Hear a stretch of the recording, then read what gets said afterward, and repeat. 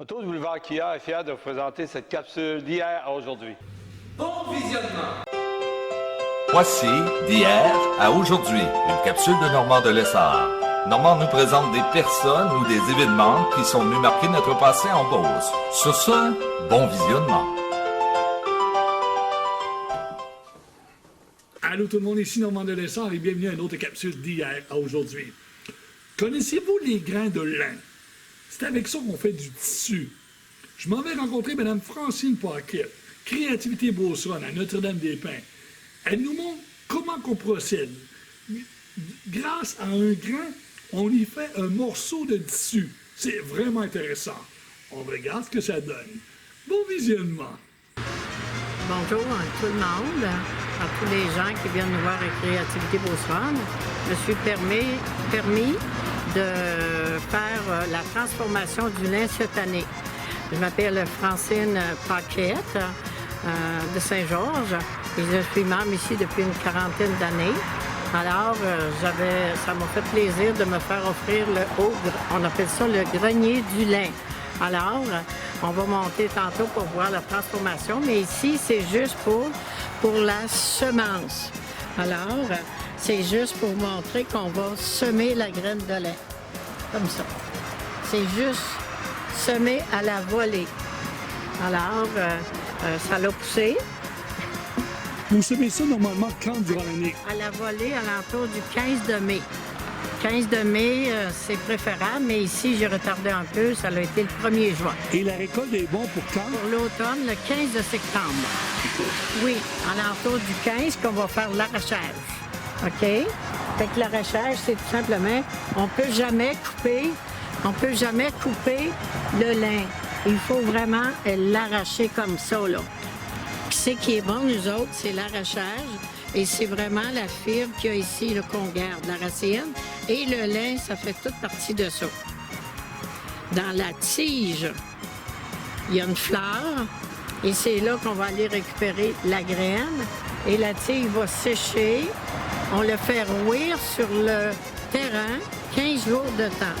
Ça fait qu'à minute qu'on a arraché le lin dans sa verdure, il n'y a plus de fleurs, tout est tombé et il devient en graine après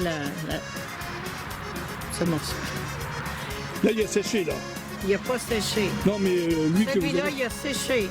Il a rouillé, ça s'appelle le rouissage, pendant 15 jours à terre.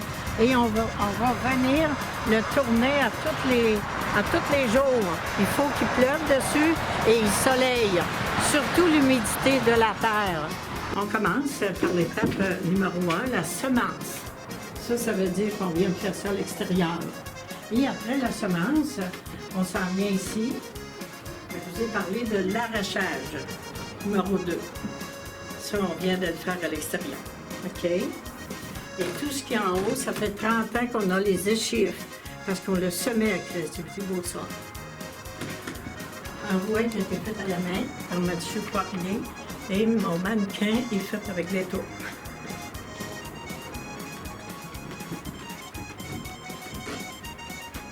Avec le battage, c'est ça.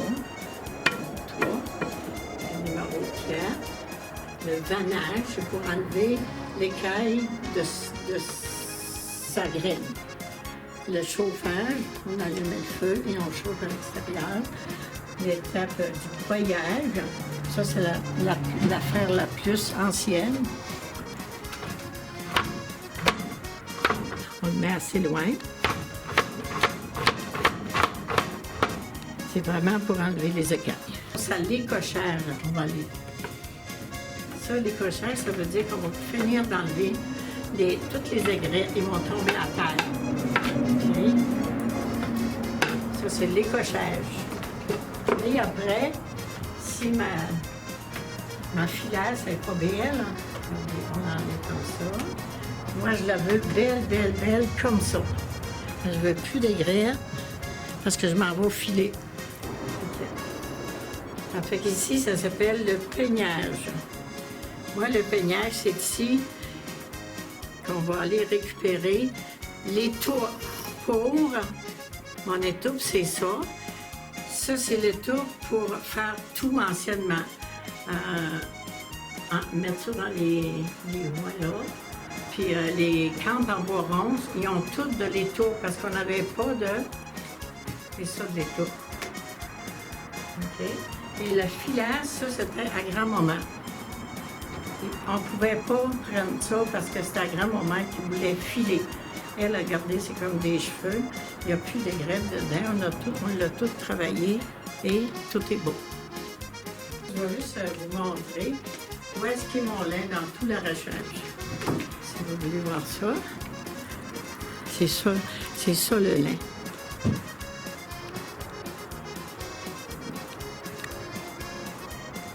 Des grettes. Le lin recouvre les lettres qu'il y a ici, qu'il faut les grettes, excusez. Il faut l'enlever. C'est là, quand on braille, on casse ça. Que ça soit bien chauffé et jauni comme ça. Yes. OK. Je ne suis pas fileuse, mais j'ai un savoir-faire tout simplement de Mme Gagnon, moi, là-dessus, que j'ai gardé les traditions. OK. Moi, le lin, je ne peux pas le filer comme ça. Il faut que je le mette la moitié comme ça. Et je le mets sur mon tablier. C'est pour ça que ça prend toujours un tablier. Et il faut toujours mouiller le lin. Toujours, toujours. Alors, si je file, ça me prend un fil comme ça. Je prends mes doigts, là, vous en avez ça. Parce que là, ça, j'ai monté. Alors, c'est enfilé comme ça. Et puis ma belle filasse, ça s'appelle la filasse. Je tiens ça ici. Pour qu'il soit enfilé d'une façon que ça marche. Je mets ça comme ça, c'est cute, on voit que...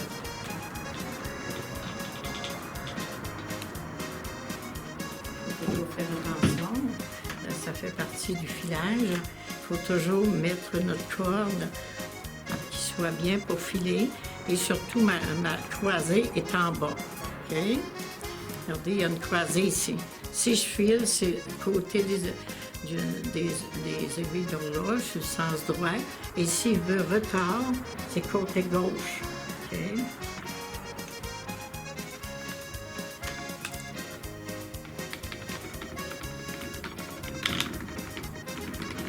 Et en passant, je file sur le rouet des paquets de 120 années de ma famille.